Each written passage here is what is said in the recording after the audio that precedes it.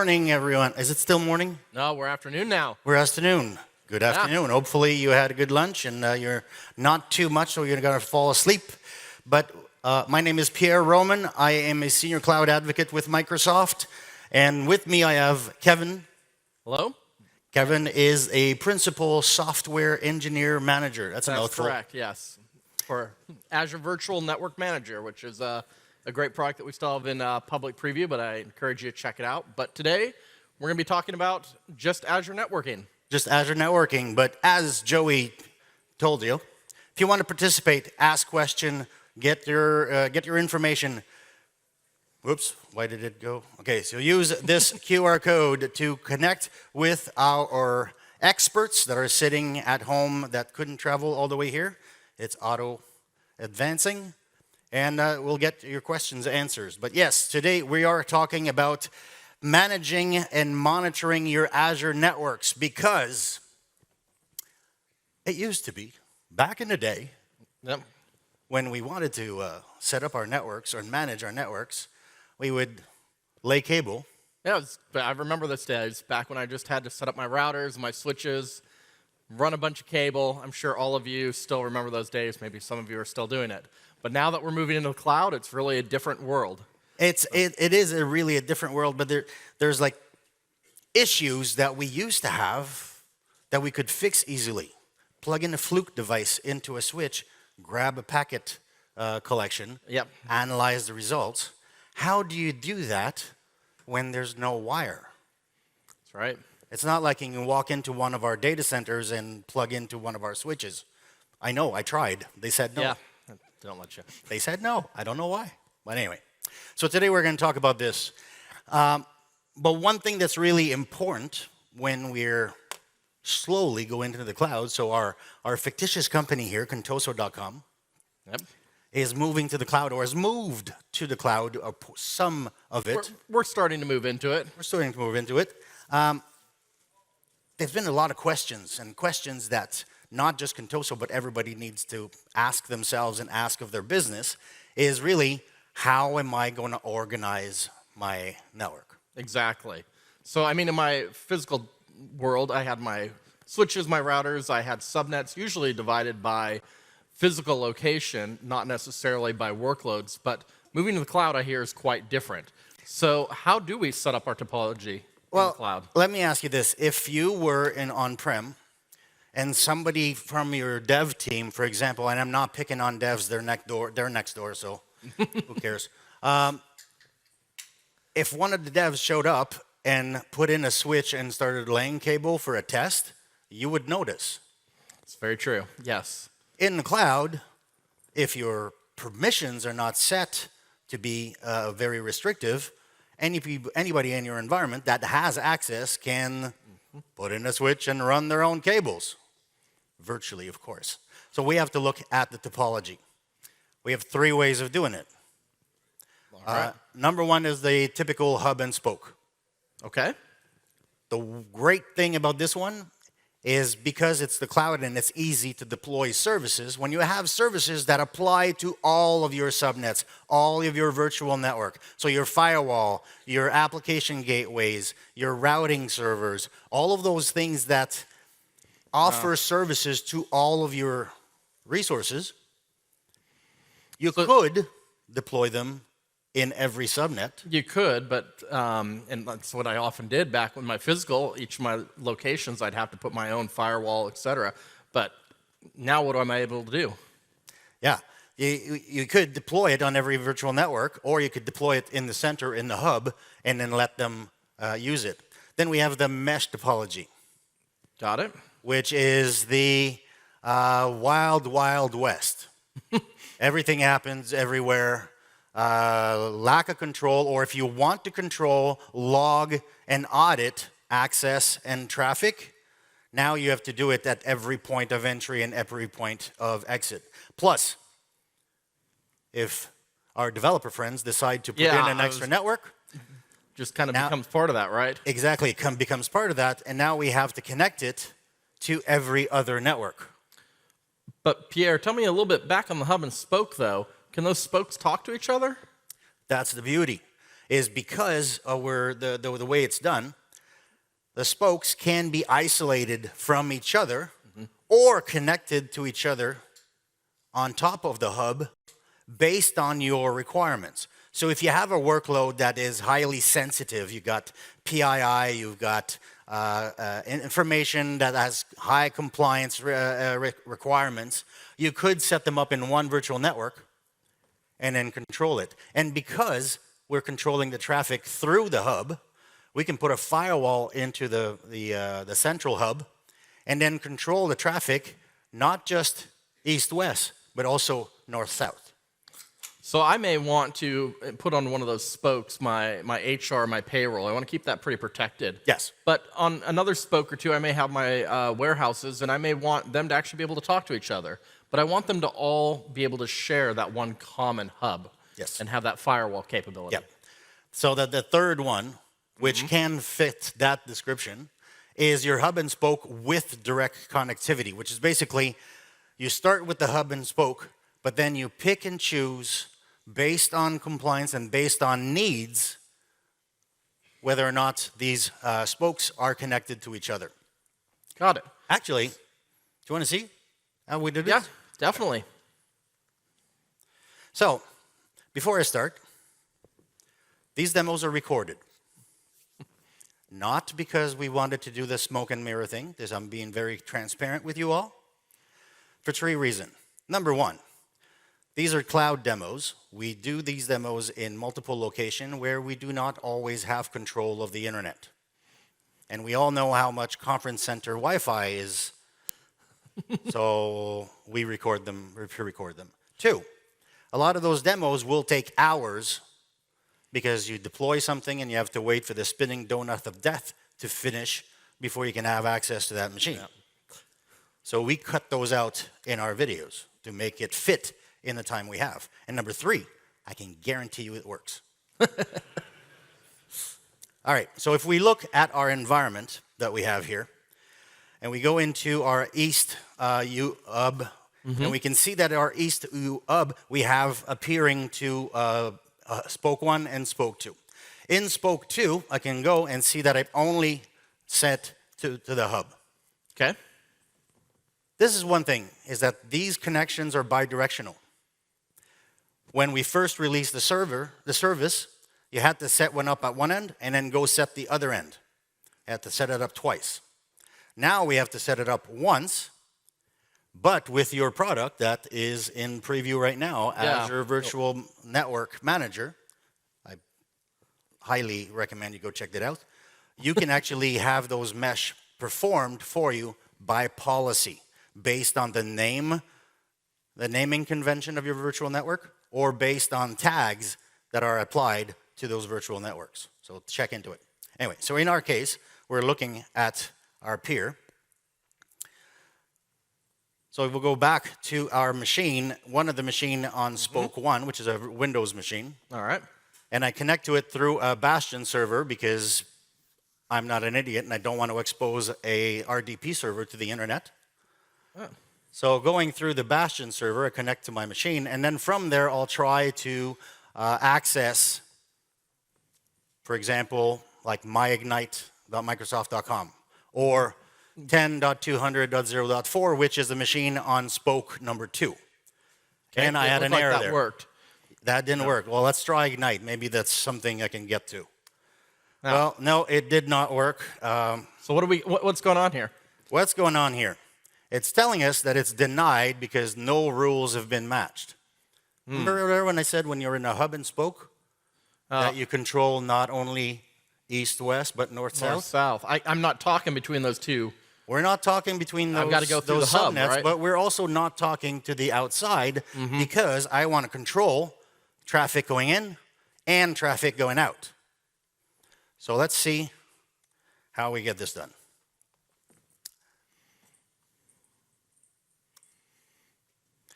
So I can go to my policies, which is the firewall policies that applies to all firewalls. So if I had multiple hub and spokes, I could have a firewall in each hub and then have one policy that applies to all. So it's easy to manage. easy to set up, but also is very useful when you're trying to figure out which rules broke something.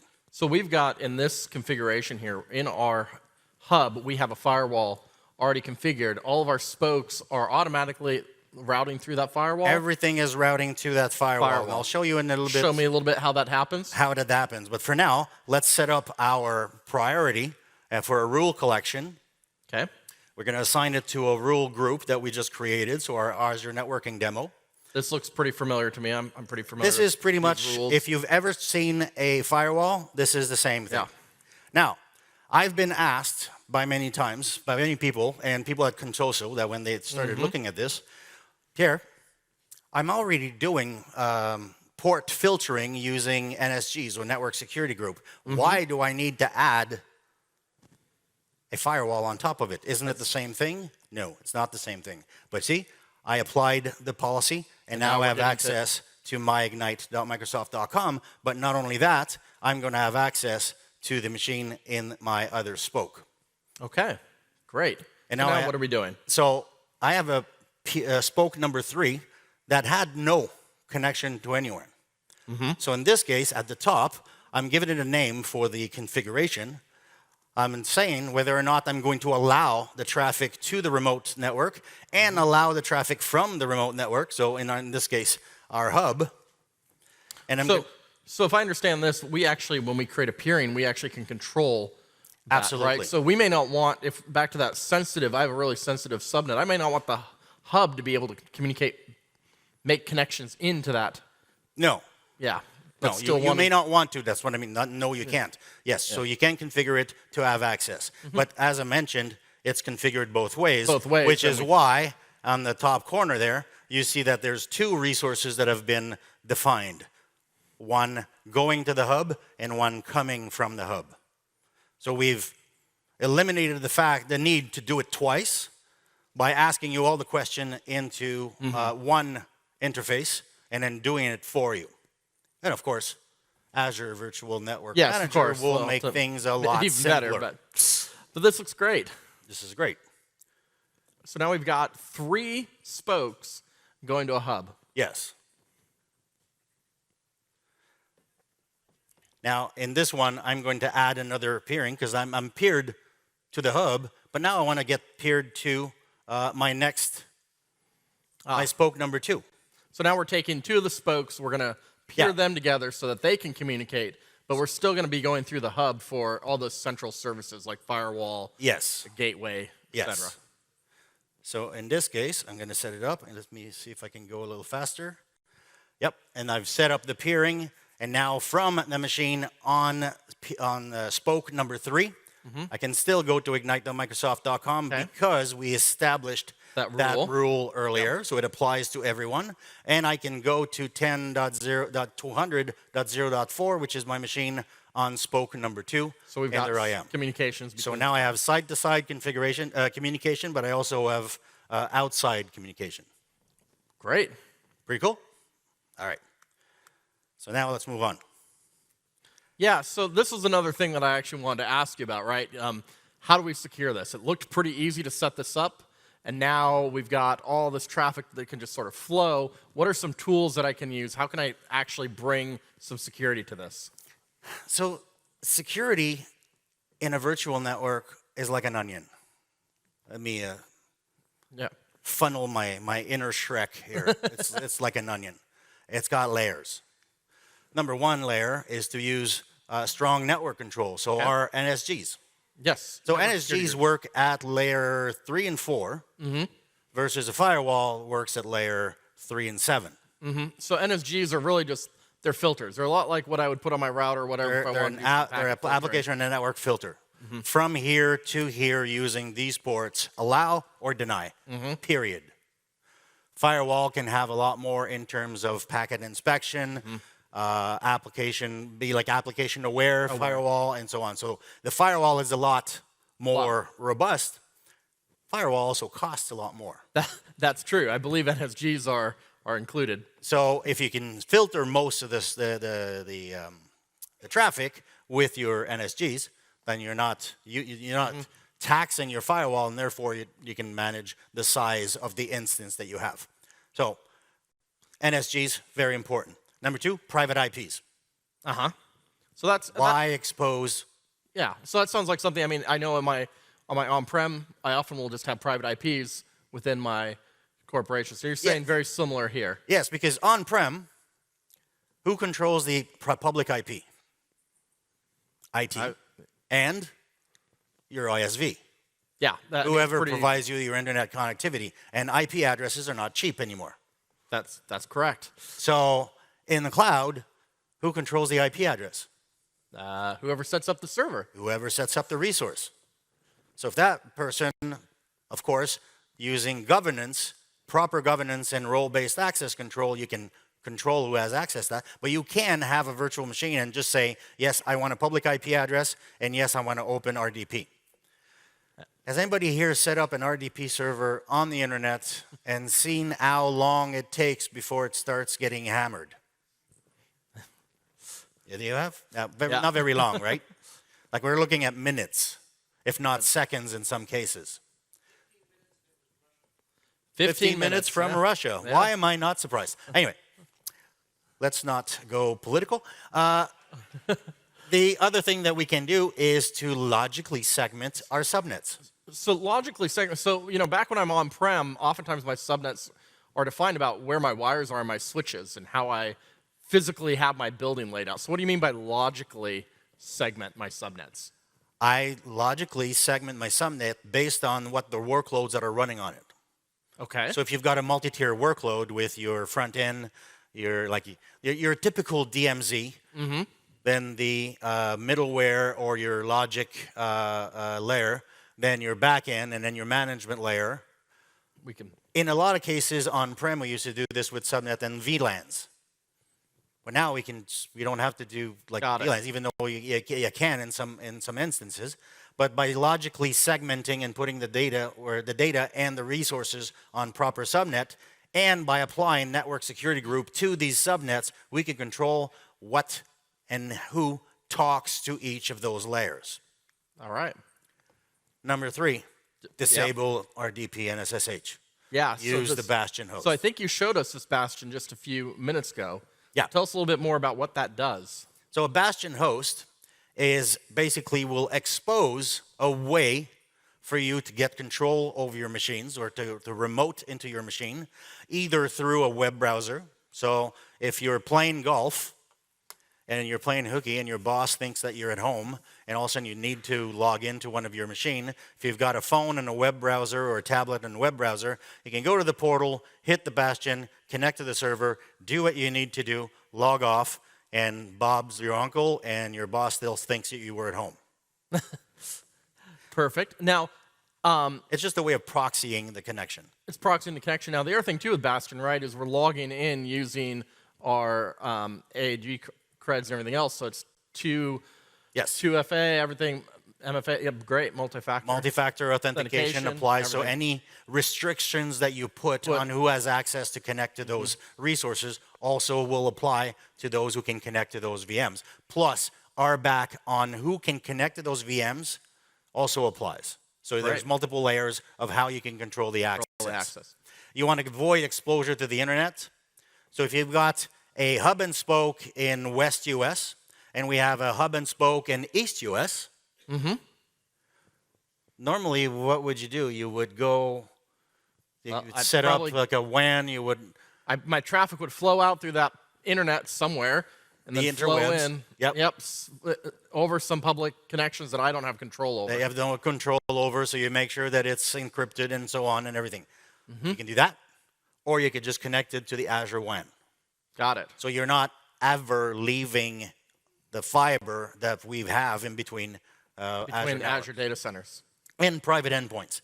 Private endpoints are really important for securing a virtual network because if you're using PaaS services, you're using SQL as a service or a web apps, anything that is PaaS, if it needs to talk to a storage account, for example, or if it needs to talk to any other services, we'll go out the internet and then back in. That's right. By default. If I remember when I set those up, those by default have a public IP. By default, they have a public IP and a fully qualified domain name. But private endpoints, you're saying, allows me to bring that in-house, so it's only within my network. Exactly. So we set private endpoints on our virtual networks and the subnets that we want, and then we force our PaaS service to connect to our other resources using that private endpoints. So we are avoiding exposure to the internet. Great. Next one is to adopt a zero trust. Trust Sure. no one, ever. So what you're saying is I shouldn't trust those developers in my my network. If they are really out to get you, you're not paranoid. But control your traffic north-south, east-west, using all the tools that you can. And control your routing behavior that we can do with the routing server. Great. Use virtual network appliances because they're built for that. So these are the reasons or what we can do for our environment. So let's look at our... No, we did this demo, I think. we did that demo. Okay, we just skipped ahead on that one. We skipped ahead. Now let's take a look. I think the next big question, of course, is domain resolution. So one thing I noticed was you typed in IP addresses. Yes. When you wanted to go between those things. I don't want to be typing in IP addresses. I don't think most of us do. We want to have DNS. But I've got DNS on my on-prem. Yep. Now I've got the stuff in the cloud. Yep. This is starting to sound like a DNS. So what you headache. do is you get that Excel spreadsheet that we all have with the list of all your servers. You're laughing because you have one. Yeah. Oh, okay. And now we have two Excel spreadsheets. Now we have two Excel spreadsheets, Okay. one for the cloud and one for Easy. on-prem. And none of them are up to date, right? No. What we want to do at this point is set up an environment to what we used the olden days when we zone transferred. Yes. Yeah, except, well, how did we do it before? Put some VMs in our environment. Run a couple VMs because you never want to have just one, a single point of failure, because it's been 0 days since it was DNS. It's always DNS. If anything goes wrong, it's always DNS. That's number one. That's the rule. Anyway, so we used VMs. So I've got a bunch of VMs. I got to patch them. I got to keep them up to date. I've got to make sure everything's working. That's what you're saying. Yeah, so you now I've just introduced another layer of complexity to your environment because you've got yet another set of machines to manage. Great. Yeah. There's a better way. Oh, thank you. There's a better way. We have a service that GA'd yesterday. Yes, I heard. The Azure Private Resolver. What the Azure Private Resolver does, it's an engine that sits in your hub, in our hub, and based on a rule set with an inbound point and an outbound point, figures out where each query needs to be resolved, and then either resolves it itself or sends it to the next hop for resolution. So I don't have to do a bunch of zone transfers. You don't have to do any zone transfers. You don't have to manage any machines. You don't have to patch, backup, configure any VMs. It's one service. It runs. It's highly available. So there's multiple instances of that service running in the background. So you don't have to put in like a $500, because depending on how many DNS queries you're running per hour, maybe that A1 machine is not going to cut it. So maybe you need to go to a bigger machine. Well, you're looking at, I don't know, $400, $500, $600 a month for a machine. For a machine, yeah. Now you need two. Yep. Well, probably three. Just make sure I got backup of that. A backup of a backup of a backup? Yeah. Well, DNS is important. Exactly. So it really needs three things. A private zone in the cloud. We need to have a zone that our machines in the cloud will register, well, not just our machines, our services will register themselves to. Two, we have to have our private resolver. That's the engine that I was just talking about. And three, our rule set.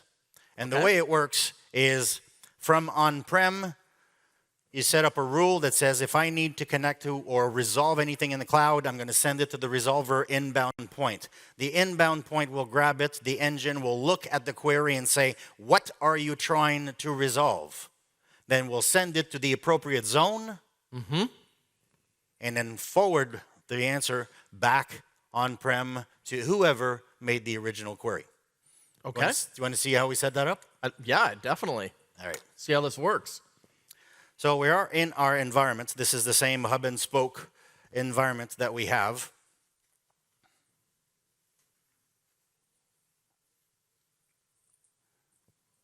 There we go. And I go to my environment and I create my zone. So I want to create my DNS zone to start with. And it's easy. You go to the marketplace, private DNS zone, hit create, and so on. You can do this by PowerShell, by Azure CLI, or in the portal, whichever tool you prefer. So what are we doing here? We're creating a zone called, I think we jumped fast there, called cloud Contoso.com. Yeah, so I called it cloud.contoso.com, but you have complete control. I just backed up the video at this point because I forgot to pause it. I put it in my hub and spoke, and I give it a name. So now I have my cloud.contoso.com. I could be doing anything. I could create multiple zones. I could have a zone per application that I'm running. Sure. Dev, test, doesn't matter. Okay. So it'll create that. Now tags, and I've said this morning to my other session, tags are your friends, fill them out. I didn't in this case because it's a demo.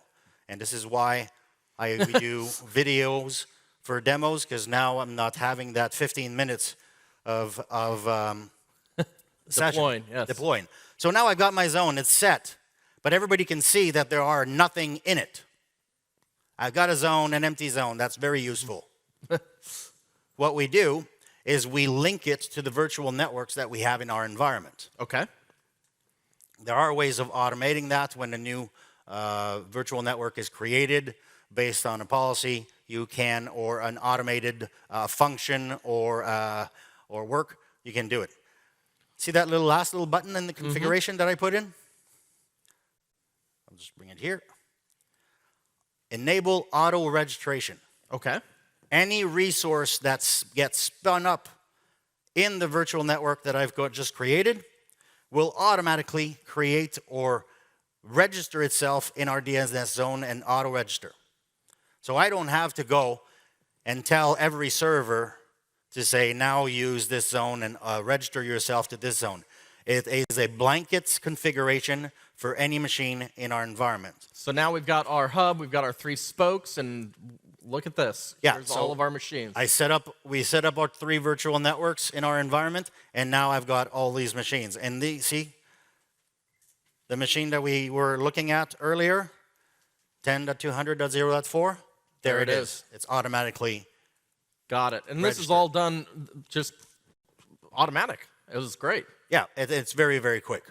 So now we have our zone. Zone is good, but I need a way to actually resolve anything against that zone. So I'm going to go back to my hub and spoke. Okay. Now I'm going to deploy my engine, the Azure Private Resolver. And again, the same thing. You can go to the marketplace, private resolver, deploy it, create it.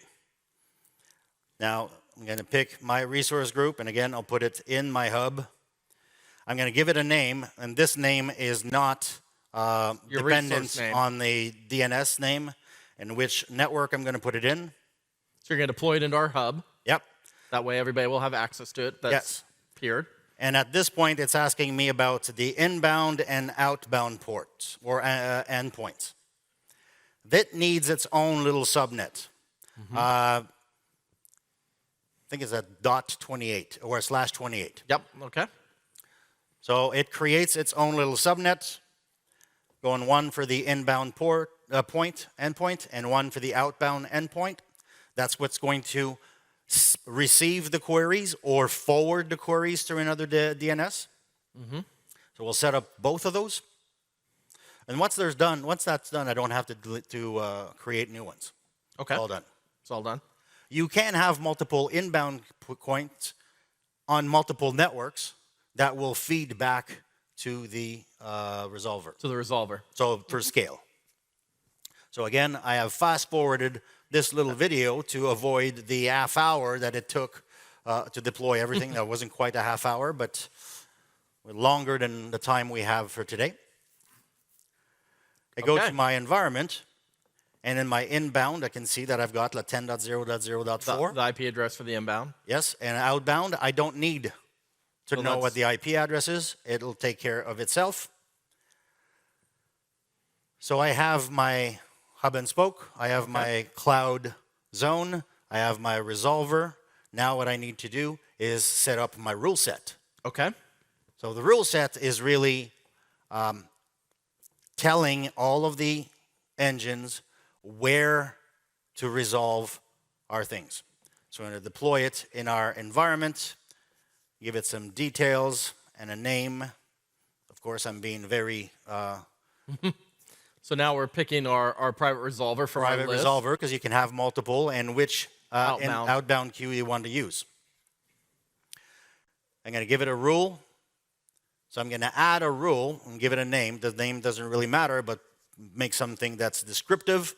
But the domain, what do we got? The domain name, so on-prem in my environment, which currently is a machine setting under my desk in my home in Ottawa, which is another reason why I'm recording these, is because my wife has a tendency to walk into the room, see a machine turned on while I'm away for business, and just turn it off.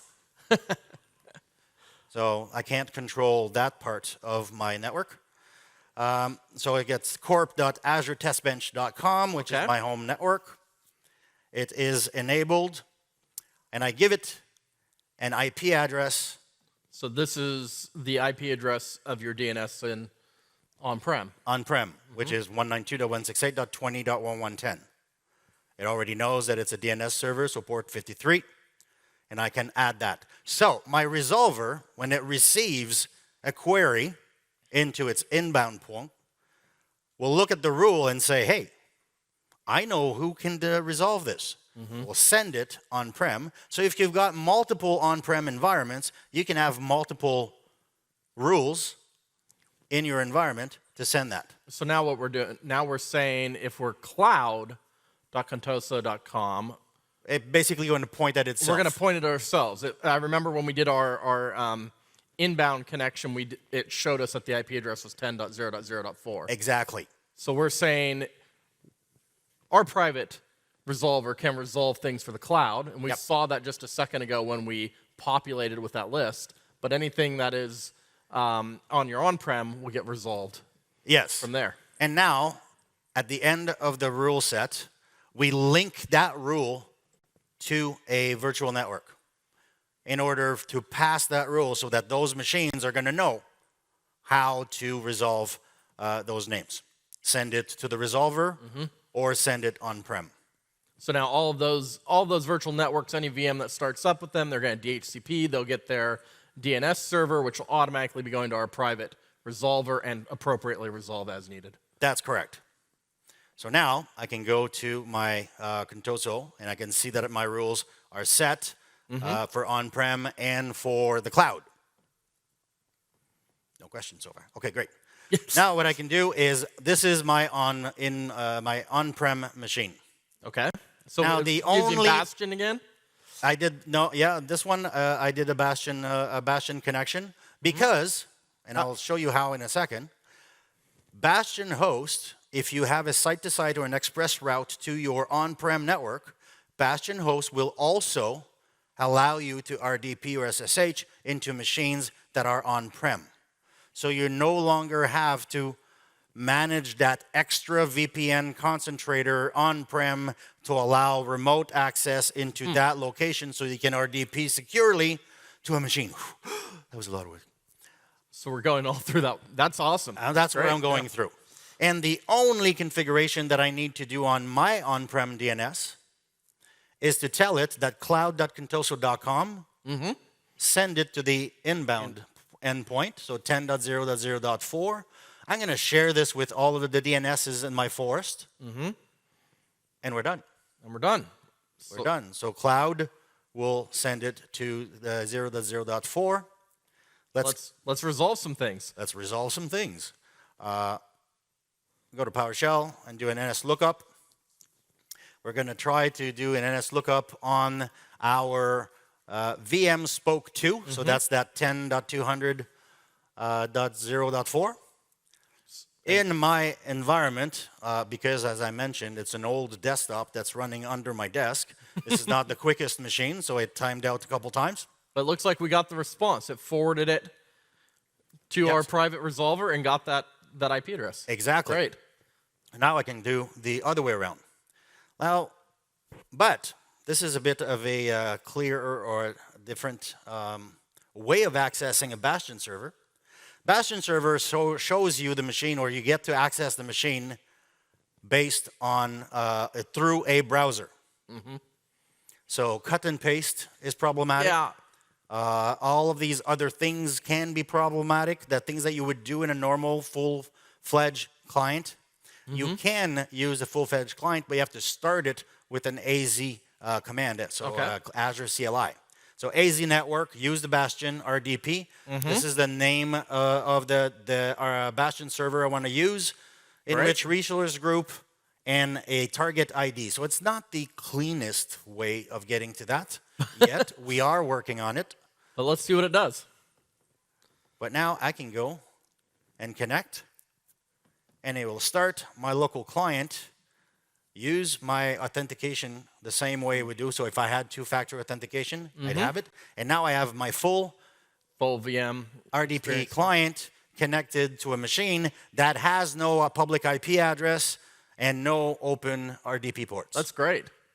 Now we're on our VM running on that spoke 3, and we're going to be doing a lookup to something in our CorpNet. There it is, resolved back. Yeah, so now I have resolved my home machine across a network on Azure using the private resolver. That's great. Pretty cool? Yeah. Thank you. This is something you can use? Yeah? Well, it's GA'd yesterday, so yes. if you need name resolution on an hybrid environment, Go take a look. Go take a look. It's really, really cool. So let's go back to our... So this is all great. One question, what happens when it doesn't work? What happens when it doesn't work? What happens when it doesn't work is we jump into monitoring mode. Yeah, okay. So for this one, I have a couple of slides, but I'm going to jump off script here, and I'm going to go right into the fine. Okay? Yeah, works for me. So I've got my environment here, and this is live. This is no longer recorded. So okay, we're doing it live. Without a wire. All right. I can go to Monitor, Azure Monitor, and I have monitoring for our networks built in without having to do any configuration. Great. You deploy a virtual network in Azure, you automatically get monitoring to it. So I can go into Network Insights.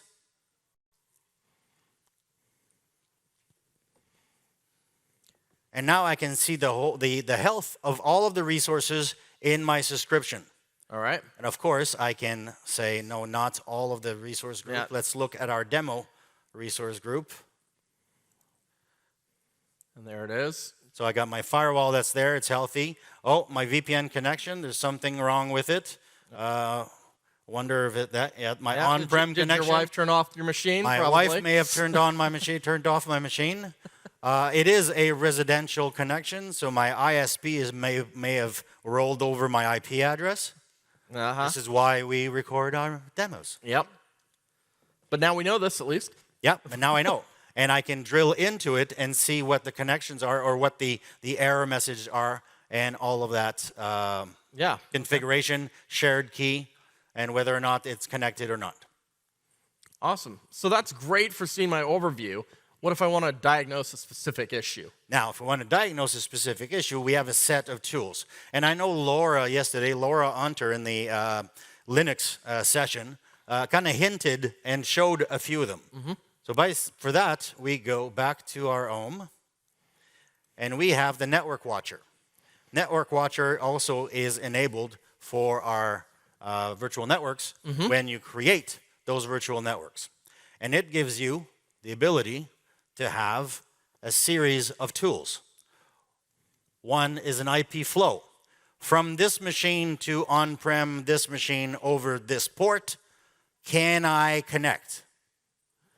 If it can't, we'll tell you which hop it failed. It takes a bit of time, so I'm not going to jump through it because we only have 45 minutes. I wish they gave us 3 hours, but 45 minutes is all we got. And it looks like we've got a couple others. We can diagnose what NSGs, network security groups, may be blocking or allowing our traffic. So the NSG diagnostic is really, really important because an NSG can be applied to a NIC, can be applied to a subnet.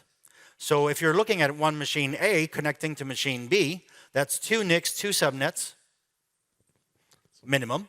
Yeah. So you may end up with 4 NSGs where your traffic is being filtered.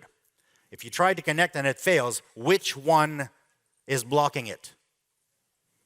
So the NSG diagnostic will actually run through it and give you what your effective rule is. And you can do that by any protocols, TCP, UDP, ICMP. Problem with ICMP is by default in Azure, and you guys would probably do this because we all do this if we're networking where, oh, I can't connect to that machine. What's the first thing we do? Ping. A terminal window and you ping.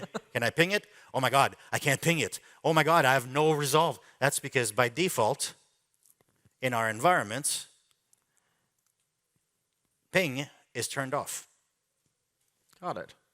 And I saw a couple other things there. It looks like we could do packet capture. We could figure out what the next hop is. So when we're transversing our network, where's the next stop going to be for a packet? Yeah. All sorts of things like that. That's correct. So in our case, for this demo, because we wanted to ping and make sure we had, we added our own rule to our NSG that say ICMP ping from on any network within our environment would allow it. Well, great. So it looks like we've definitely got some resources that we can utilize to kind of do diagnostic work on our network. Yes, so we have next hop, effective security rules, VPN troubleshooter. VPN troubleshooter, very... packet capturing. Packet capture. So that's your fluke device that you run into the wiring closet and you plug yourself into the main switch. When you don't have a main switch because it's virtual, use that service. It can grab and get your .cap, your capture file. Great. And then you can download that capture file and analyze it exactly the same way you've been doing it all along. That make sense? Awesome. All right. So we have our network insights. We have a network watcher. And the two of them are built in and without any extra configuration. You have to take a look at them every once in a while to see that's... that's where monitoring and alerting comes in, where if it's actually has a fault for my on-prem connection that's now broken, there's probably a message on my phone telling me that there's an alert. But since my phone is not in my pocket because I'm presenting to you good people, I did not see it. So thank you very much for your time. Before we let you go, we wanted to share, we have a bunch of technologies that we looked at today. So we went through quite a few different technologies. Hopefully you take an opportunity to look more closely at this. I also want to put in just a quick plug for taking a look at the product that I'm working on, Azure Virtual Network Manager. It's a product that's going to allow you to have the ability at scale to manage these peerings, to create these peerings, create meshes. We also have a security feature that currently is not available anywhere, which is an admin level rule. So if you run more of an enterprise where you've got those developers creating virtual networks, et cetera, you can actually apply an admin level policy across your entire subscription, multiple subscriptions, even multi-tenant, and specify rules, filtering rules that you want. It's like an NSG blanket statements for your network. Yes. So if you want to learn more about that, I have a QR code here. This product will be going GA soon, but right now it is in public preview if you want to take a look at it. So take a look. And of course, here's a list of the documentation on most of the product that we've talked about today. Secure network, like the private resolver still says preview on the website, but it went GA yesterday, so don't let that fool you. Thank you very much for taking the time to spend with us. I hope this was valuable. Please fill out your evals and have a wonderful day. Thank you.